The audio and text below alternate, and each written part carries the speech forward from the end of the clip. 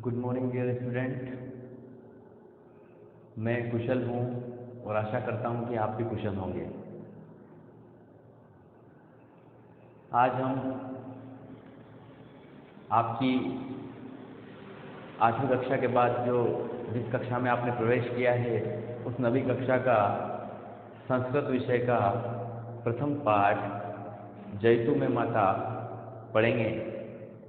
जिस प्रकार से मेरे द्वारा श्लोकों का वाचन किया जा रहा है उसी प्रकार से आप भी अपने घर पर अपनी पुस्तक को खोलकर श्लोकों का वाचन करें एवं मेरे द्वारा पढ़ाए गए प्रत्येक श्लोक का हिंदी अनुवाद आप भी अपनी मातृभाषा में लिखने का प्रयास करें और समझने का प्रयास करें।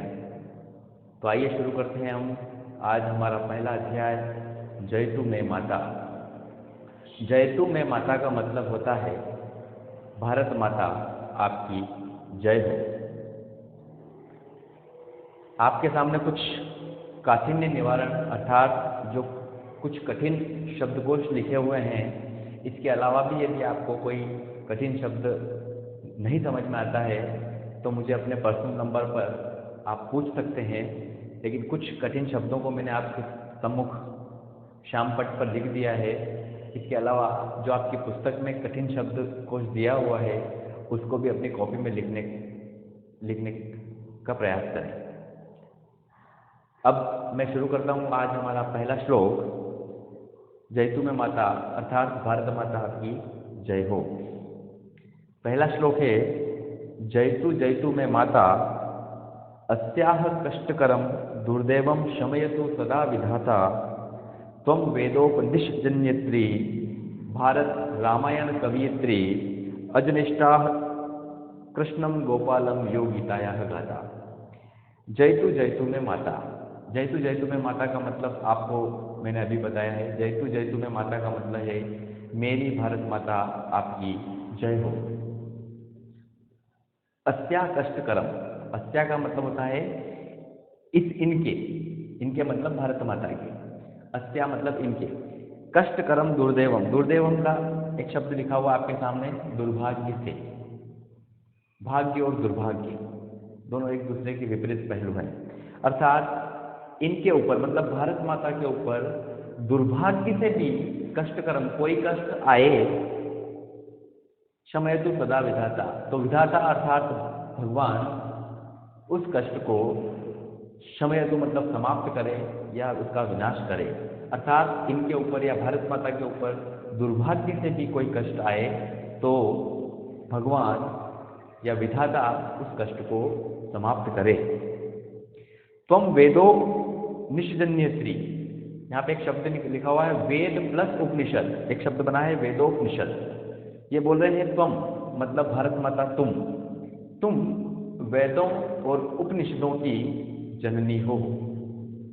क्या है भारत माता? वेदों और उपनिषदों की जननी हो। भारत रामायण कवयित्री। भारत का मतलब यहाँ पर महाभारत से है। रामायण और महाभारत दो बड़े महाकाव्य हैं हिंदू धर्म के। उन्हीं के दोनों के नाम हमारे सम्मुख आए हैं। भारत रामायण कवयित्री अर्थात भारत माता आप ही महाभारत और रामायण को लिखने वाली हो या आप ही के यहाँ पर महाभारत और रामायण का निर्माण हुआ है। इसकी कवयित्री भी कौन हो? आप ही हो, भारत माता। अजनिष्ठा। अजनिष्ठा का मतलब है सर्वशक्तिमान। सर्वशक्तिमान कौन होता है? प्रभु अर्थात हमारे देव या भगवान। अजनिष्ठा कृष्णम गोपालम यो गीतायाः गाथा। ये बोल रहे हैं कि सर्वशक्तिमान प्रभु कृष्णम गोपालम भगवान श्री कृष्ण या गोपाल जो गीता के गायक है। गीतायाः गाथा गीता के गायक। सर्वशक्तिमान प्रभु जो भगवान श्री कृष्ण हैं जिन्होंने गीता का गायन किया है या जिन्होंने गीता का वाचन किया है या जिनके द्वारा गीता अर्जुन को सुनाई गई उनको भी पैदा करने वाली कौन हो? भारत माता आप ही हो। क्योंकि कृष्ण भगवान का जन्म भारत भूमि में ही हुआ था। मैं आशा करता हूँ कि पहला श्लोक और उसका हिंदी अनुवाद आपको समझ में आया होगा। मैं दूसरे श्लोक की ओर अग्रसर होता हूँ। हमारा दूसरा श्लोक है ज्ञान भानुरालो त्वय्युदितम्। ज्ञान भानु, भानु का मतलब होता है सूर्य। आदो, आदो का मतलब होता है सबसे पहले।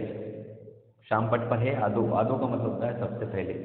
त्वयि उदित, त्वयि एक शब्द है, संधि विच्छेद हुआ है, त्वयि प्लस उदित, त्वयि प्लस उदित, अर्थात ज्ञान का सूर्य भी सबसे पहले भारत माता आप ही के यहीं पर उदित होता है या उदय होता है।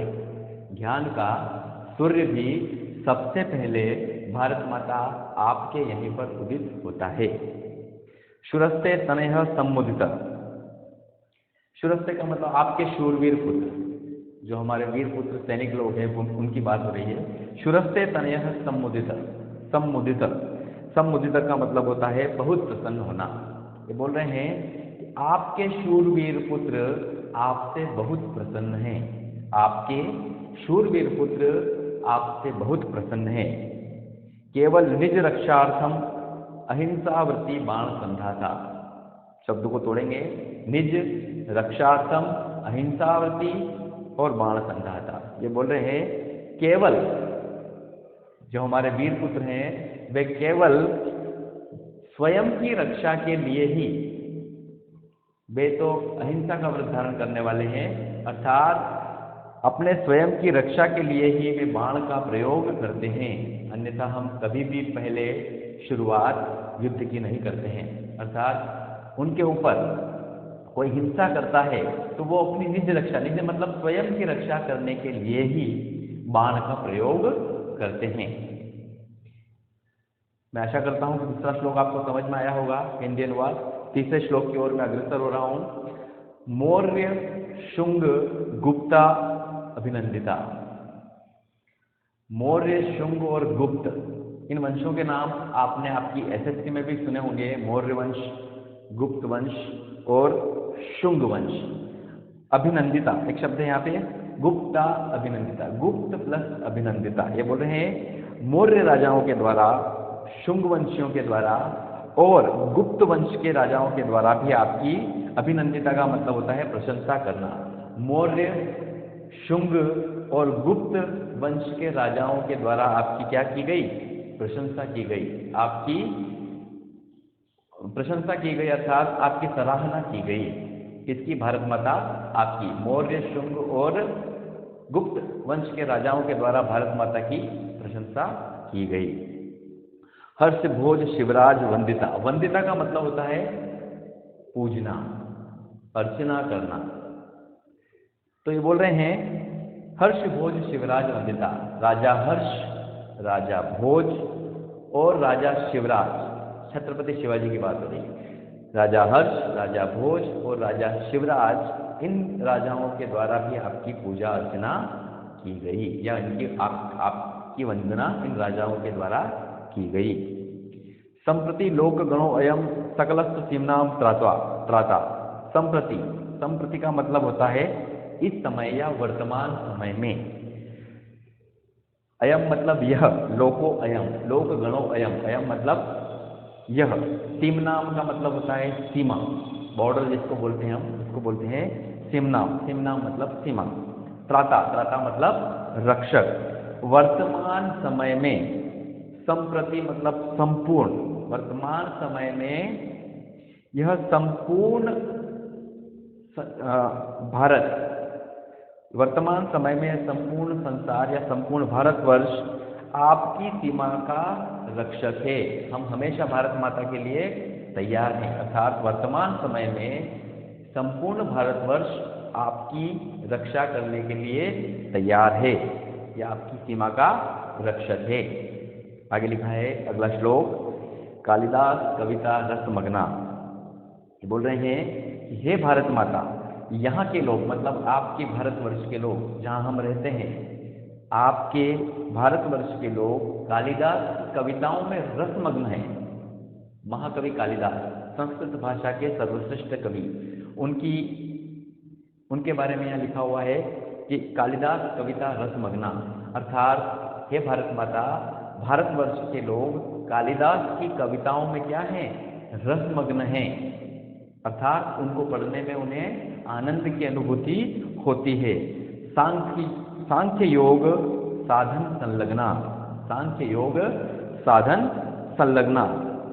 अर्थात सांख्य योग, यहाँ पर लिखा है सांख्य योग का मतलब होता है ज्ञान योग। सांख्य योग का मतलब क्या होता है? ज्ञान योग। ये बोले सांख्य योग साधन संलग्ना, अर्थात ज्ञान योग को पूरा करने में हम सब लगे हुए हैं। अर्थात ज्ञान योग को पूरा करने में हम सब भारतवर्ष के लोग क्या कर रहे हैं? सांख्य योग को पूरा करने में लगे हुए हैं। नालंदा अजंता मातस्ते श्रद्धांजलि प्रदाता।